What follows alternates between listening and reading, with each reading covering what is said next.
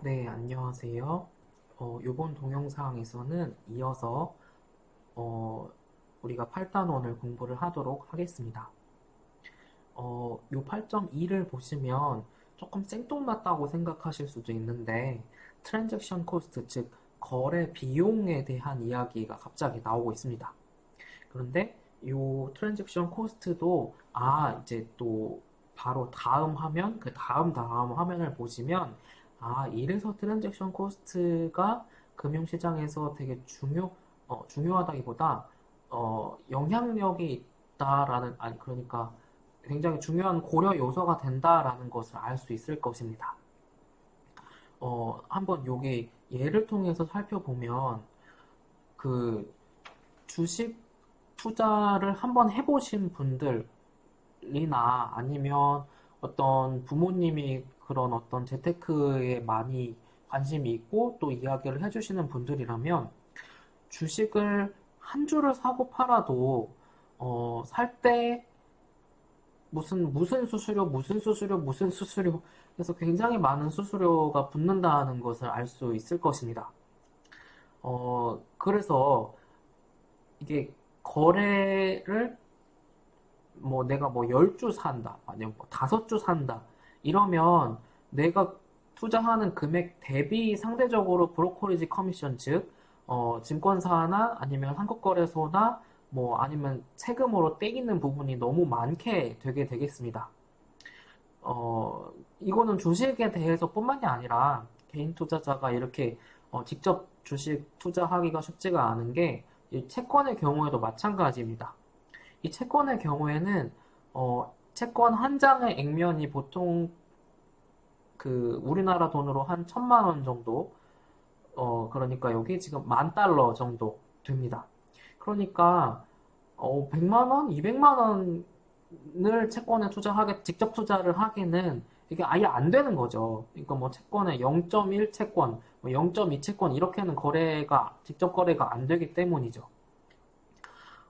그런데, 그래서 이 첫 번째 점, 두 번째 점과 같은 문제를 해결해주는 방법이 바로, 펀드라는 것이 되겠습니다. 이 펀드라는 것은 우리가 굉장히 많이 들어보셨을 거예요. 그냥 광고지, 아니면 신문 광고 같은 거, 뭐, 아니면 TV 광고에서도, 뭐, 미래에셋의 무슨 펀드, 뭐, 삼성자산운용의 뭐, 무슨 펀드, 뭐, KB자산운용의 무슨 펀드, 해가지고 뭐, 엄청 많이, 광고도 보셨을 건데, 이제 그렇게, 그때 말을 하는 무슨 펀드, 무슨 펀드가 다 지금 배우고, 요게 지금 나온 펀드를 이야기를 하고 있습니다. 이와 같은 펀드는 뭐냐면, 우리 같은 수많은 개인 투자자 아니면 기관 투자자까지 합쳐서 다 돈을 모아. 그래서 그렇게 돈을 뭐 수백억, 뭐 수천억, 뭐 몇십억 이렇게 모아. 이제 그런 다음에 그 모은 돈을 어떤 펀드 매니저의 판단에 따라서 투자 전략에 따라서 뭐 주식형 펀드, 채권형 펀드, 주식 채권 혼합형 펀드, 뭐 해외 무슨 뭐 미국 주식 펀드, 뭐 무슨 뭐 부동산 펀드, 대체 운용 자산 펀드 해가지고 이제 그렇게 어쨌든 개인 그리고 기관으로부터 돈을 엄청나게 모은 다음에 그렇게 모은 돈을 가지고 대규모로 돈을 굴리는 방법이 이 펀드 방식이 되겠습니다. 이렇게 큰 펀드로 돈을 운용을 하게 되면 우리가 개인으로서는 상당히 부담스러웠던 어떤 앞에서 말했던 수수료에서도 트랜잭션 코스트 같은 것도 이 어떤 펀드 매니저의 어떤 투자 판단에 따라서, 어, 이제 이 사고 파는 주기 같은 것도 딱 정해놓고, 언제 사고, 언제 팔고, 이런 것도 딱 어떤 그 원칙에 행해서 하기 때문에 트랜잭션 코스트가 상당히 적게 되고, 또, 이제 그런 것도 있어요. 개인이 10주, 뭐 5주 사는 거에서는 이게 너무 양이 얼마 안 되니까, 증권사 입장에서도 수수료 할인해줄 명분이 안 생기겠지. 근데 막 한 번에 막 삼성전자 주식을 막 몇천 주, 막 몇만 주씩 거래하는 펀드들한테는 아이고, 감사합니다. 우리 증권사를 통해서 거래를 해주셔서 주식 사주셔서 감사합니다. 하고, 아니, 당장 발벗고 뛰어나가서 할인해 주실 것 같지 않아요? 그러니까 이게 펀드를 통해서 투자를 하면 이런 어떤 코스트들이 상당히 적게 들어가게 된다라는 장점이 있다라는 것입니다. 그래서 여기서 하려는 말은 뭐냐면 이렇게 금융기관, 금융중개기관을 통하게 되면 트랜잭션 코스트를 낮추게 된다라는 것입니다. 그 바로 이어서 나오는 말이 economies of scale, 규모의 경제라고 우리나라에서는 번역을 하는 거죠. 이미 바로 앞에 화면에서 봤듯이 이렇게 size of transaction이 커지면 당연히 어떤 한 달러당, 그러니까 화폐 한 단위당 이 떼이는 트랜잭션 코스트는 상당히 낮아지게 되는 효과가 있습니다. 그리고 네, 또 두 번째 점에서도 같은 이야기를 이어서 하고 있죠. 그리고 생각을 하실 수 있는데, 자, 보세요.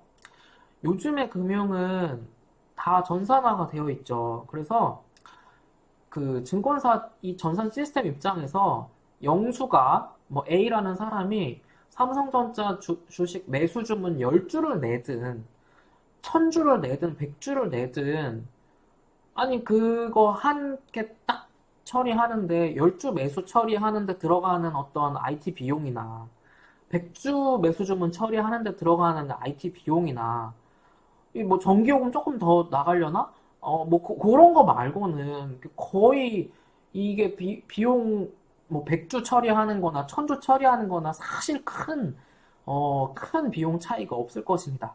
그러니까 이렇게 금융기관 입장에서는 economies of scale이 존재할 수밖에 없게 되는 것입니다. 그리고 이와 같은 대표적인 economies of scale이 우리가 앞에서 살펴보았던 이 뮤추얼 펀드, 즉 이걸 줄여서 펀드가 대표적인 economies of scale이 존재하는 사례라고 할 수 있겠습니다.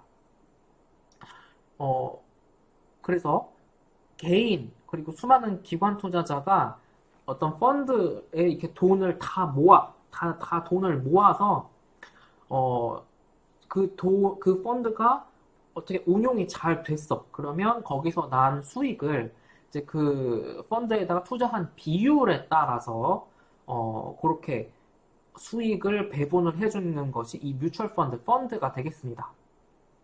그리고 이 뮤추얼 펀드는 하나의 큰 장점이 있는데 뭐냐면 그냥 나는 뮤추얼 펀드에 돈 넣는 그 자체로 분산 투자가 된다는 것입니다. 내가 가진 돈이 만약에 100만 원이다. 그러면 이거를 내가 직접 분산을 하려면 이게 안 되지. 100만 원 가지고 분산이 쉽지가 않겠죠. 그런데 이 개인 수많은 기관들로부터 돈을 모아서 막 100억, 1000억이 됐어. 그러면 이거 거 안에서 그 큰 돈을 가지고 분산하기는 쉽죠. 상대적으로.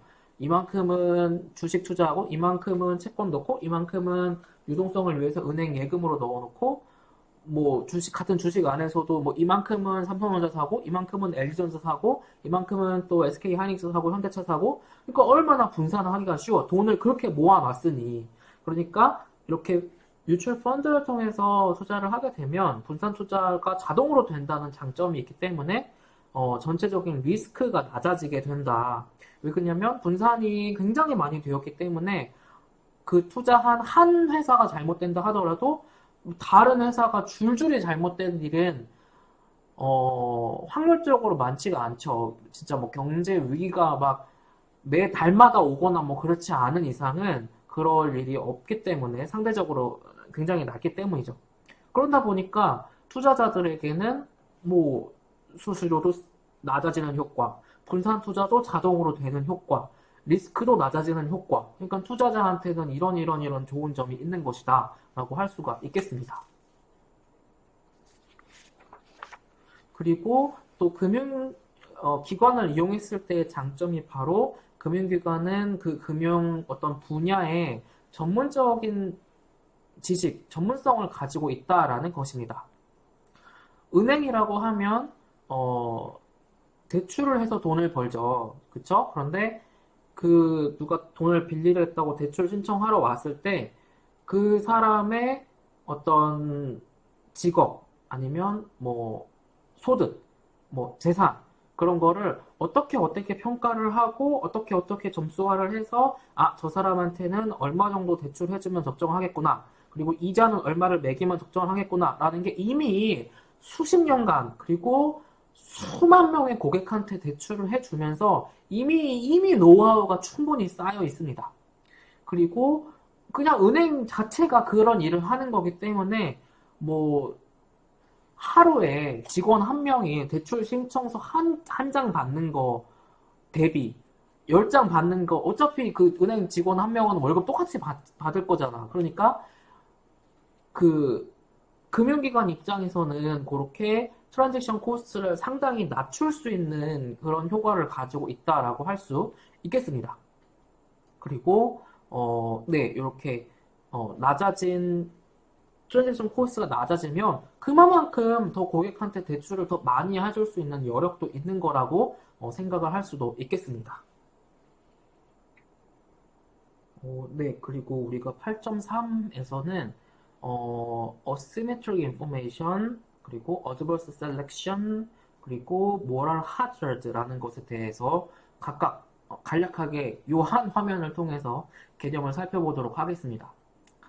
어, 우선 요 첫 번째 점을 보시면 우리가 지금까지 그러니까 앞에 화면까지 살펴봤던 트랜잭션 코스트라는 것의 어떤 것 때문에 아 그래서 금융 중개 기관들 특히 인다이렉트 파이낸스를 통해서 일반 기업이 대출받는 게 좋은 거구나, 싼 거구나, 아니면 편리한 거구나, 라는 것을, 즉, 팩트 3번이, 아, 그런 맥락이었구나, 그런 이유에서 이 팩트 3번이 나온 거구나, 라는 것을 우선 하나의 이유로 알 수 있을 것입니다.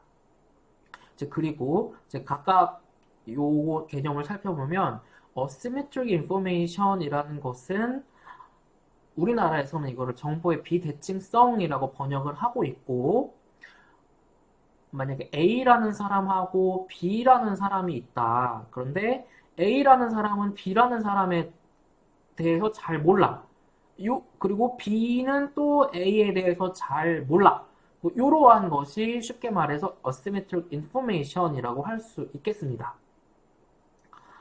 그래서 뭐 대표적 사례가 asymmetric information일 수 있는지는 우리가 이 조금만 바로 더 가서 살펴보도록 할 예정이고 우선 그러니까 상대방에 대해서 충분히 알지 못하는 것을 asymmetric information이라고 하고 이러한 asymmetric information이 심하면 거래를 어떤 금융거래가 됐든 무슨 거래가 됐든 불안하니까 안 하려고 하겠죠. 이제 그러한 것이 asymmetric information이다라는 것이 되겠습니다. 그리고 adverse selection이라는 거는 뭐냐면 트랜잭션이 발생하기 전에 발생하는 asymmetric information의 문제가 바로 이 adverse selection입니다. 그리고 이제 요거 두 개가 약간 다른데 moral hazard는 트랜잭션이 발생하고 나서 발생하는 문제가 이 moral hazard입니다. 그리고 이 위에 나왔던 asymmetric information과 마찬가지로 adverse selection, moral hazard에 대해서도 이제 뒤에서 또 이어서 각각을 살펴보도록 하겠습니다. 그리고 이제 마지막으로 agency theory라는 이론이 뭐를 하는 이론이냐면 이와 같은 정보의 비대칭성 문제가 어떤 경제적인 측면에 어떠한 효과를 주는지를 연구를 한 것이 바로 이 agency theory가 되겠습니다. 그리고 바로 이게 앞에 8.3하고 바로 이어지는 내용인데요. 8.4는 바로 이 adverse selection 그리고 앞에서 살펴보았던 information asymmetric problem이 우리 현실에서 작동하고 있는 대표적인 사례를 통해서 살펴보도록 하겠습니다. 바로 그 대표적인 사례가 어, 레몬 프라블럼이라고 부르는 것인데, 이 영어권에서 레몬은 안 좋은 것, 뭐, 싼 거, 뭐, 싼 게 비지떡이다 할 때 싼 거, 뭐 그런 어떤 불량품, 뭐, 그러한 것을 레몬이라고 말을 하고, 반대로, 레몬의 반대로 좋은 물건, 뭐, 좋은 것, 뭐, 제값을 충분히 하는 물건, 그런 것을 복숭아, 피치라고 이야기를 합니다. 그래서 이 레몬 프라블럼의 대표적인 예가 노벨 경제학상을 받은 그 대표적인 분이 이제 이론을 만든 것 중에 사례로 하나가 바로 이 중고차 시장이 되겠습니다. 중고차 시장, 이 중고차를 매매를 해보신 적이 아마 없으실 텐데, 그, 이렇게 혹시 기사나 아니면 인터넷 뉴스나 아니면 유튜브에서 이런 말을 써서 죄송한데, 특히 유튜브 같은 데서 그 중고차 잘못 사서 눈탱이 맞은 사람들, 분들의 어떤, 뭐야, 그런 얘기가 굉장히 많이 올라와 있는 어떤 이 곳이 바로 이 중고차 매매와 관련한 것입니다.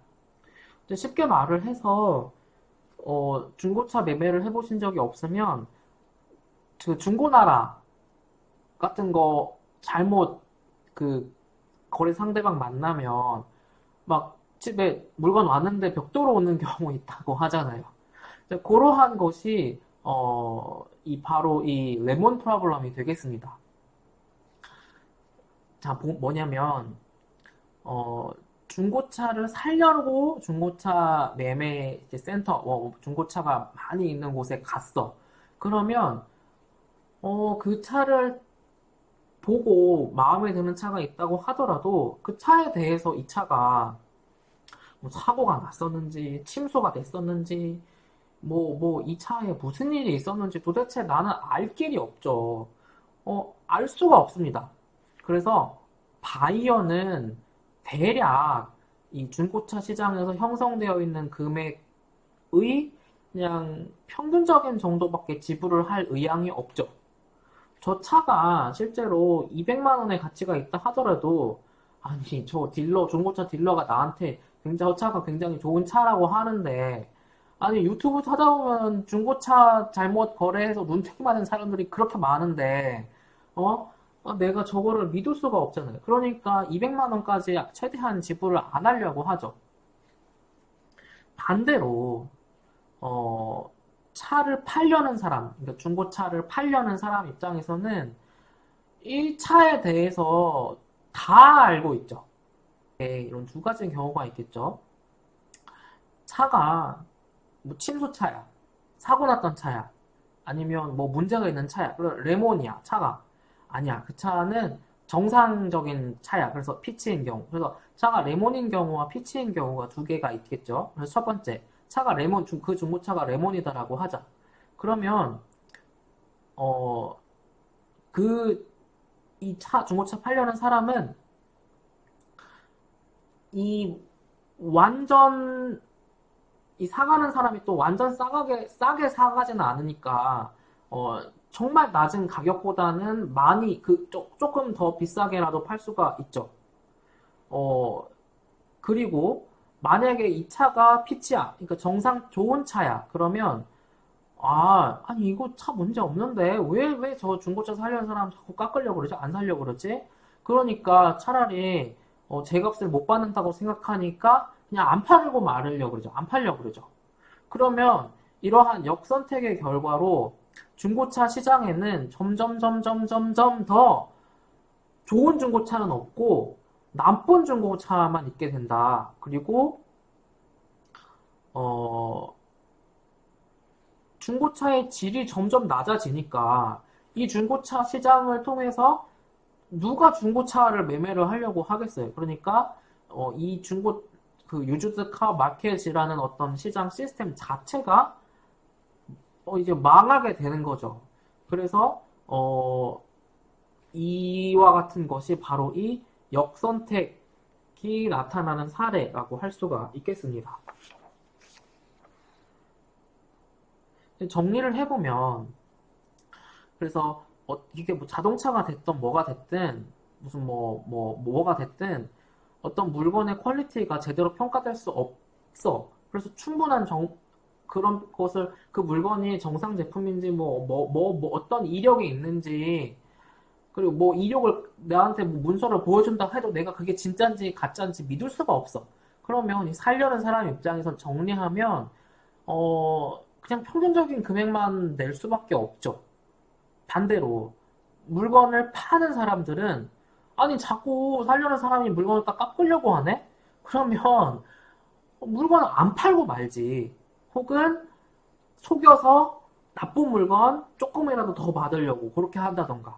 그러면 정리하면 이렇게 살려는 사람은 안 살려고 하게 되고 팔려는 사람은 나쁜 물건만 내놓게 되고 그래서 결국은 마켓이 이게 뭐 중고차 마켓이 됐건 무슨 마켓이 됐건 이 마켓이 제 역할을 못하게 된다라는 것이 결론이 되겠습니다.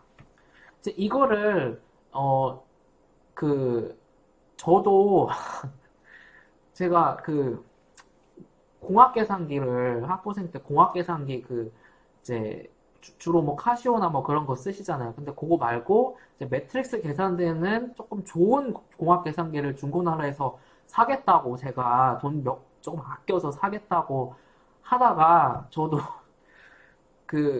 이제 저는 벽돌을 받은 건 아니고 물건을 못 받았어요. 그래서 와 그래가지고 이 막 네이버 막 찾아보고 막 경찰서 가서 신고하고 장난 아니었거든요. 그래서 그 다음부터 절대 중고 안 써야지. 혹은 만약에 중고시장 이용하더라도 조심하게 되죠. 근데 그런 것처럼 이게 역선택 중고시장에서 이런 게 역선택에 나타나는 대표적인 사례라고 할 수 있겠습니다.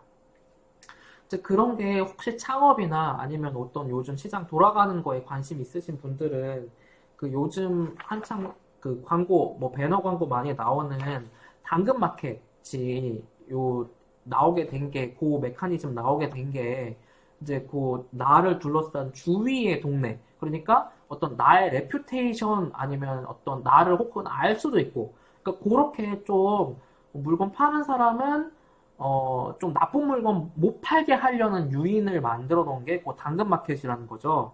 그래서 그런 어떤 것을 통해서 어드버스 셀렉션이 최소화 혹은 없어지게 만든 것이 당근마켓의 어떤 킬링 포인트가 되겠습니다. 조금 이어서 보도록 할게요.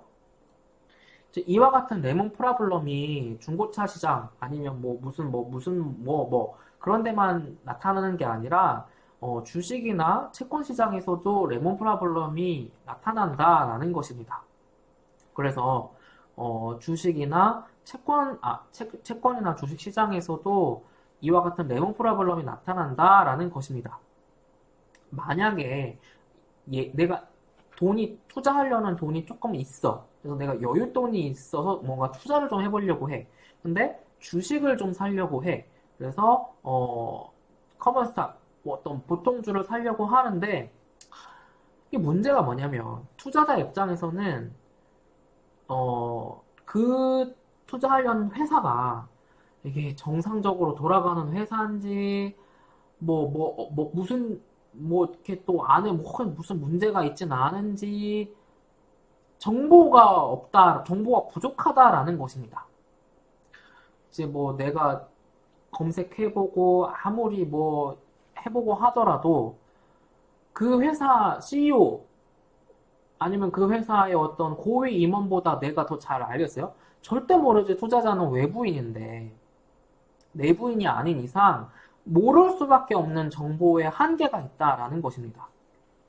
그러니까 이 투자를 하려는 사람들은 제3자 외부인이기 때문에 투자를 얼마만큼만 하려고 하냐면 그냥 아까 중고차에서 그냥 적당한 금액으로만 하려고 했던 것처럼 좋은 회사랑 안 좋은 회사에 그냥 평균 정도밖에 투자를 안 하려고 해. 너무 많이 투자를 하자니 쟤네 못 믿겠고 너무 조금 투자하자니 이거 해서 이만큼 해봐야 이익 안 날 것 같고 뭐 그런 고민인 거죠. 그리고 반대로 이제 투자자가 아니라 회사 입장에서 라고 해보자. 그러면 반대로 이 회사는 이 중고차 딜러 그 팔려는 사람이랑 똑같죠. 회사의 모든 걸 다 알아. 그러니까 만약에 이 투자자는 얼마 뭐 10만 원을 투자를 하겠다고 하는데 10만 원 가지고 너무 부족해. 우리 회사는 100만 원, 1000만 원의 가치가 있는 회사인데 10만 원밖에 안 투자하겠다고? 그러니까 이렇게 이거 언더밸류 우리 회사를 언더밸류 저평가하고 있다.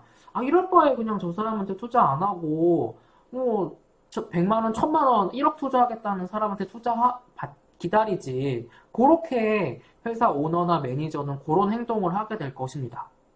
그러니까 요런 어떤 애드버스 셀렉션이 주식시장, 채권시장에서도 이렇게 나타나고 있는 것이 되겠죠.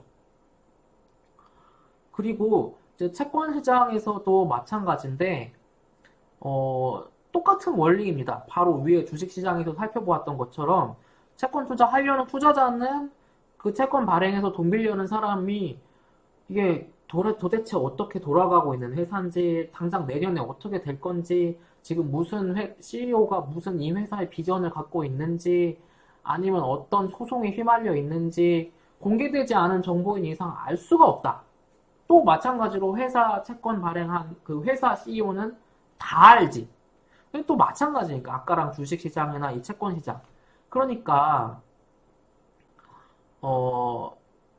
이러한 어떤 애드버스 셀렉션이라는 문제 때문에 우리가 앞에서 살펴보았던 팩트 2번 주식, 채권과 같은 마케터블 세큐리티는 를 통해서 주로 회사가 자금 조달하지는 않는다라는 것을 이와 같은 레몬 프라블럼이 설명을 해주는 거고, 그리고 또 팩트 1번 대표적인 자금 조달 수단은 기업에게 있어서 스탁이 아니다라는 것도 일부 이와 같은 레몬 프라블럼이 어드버스 셀렉션이 때문에가 설명을 해주는 것이 되겠습니다. 네, 그러면 이번 동영상에서는 여기까지 공부를 하고 다음 동영상에서 또 이어서 보도록 하겠습니다.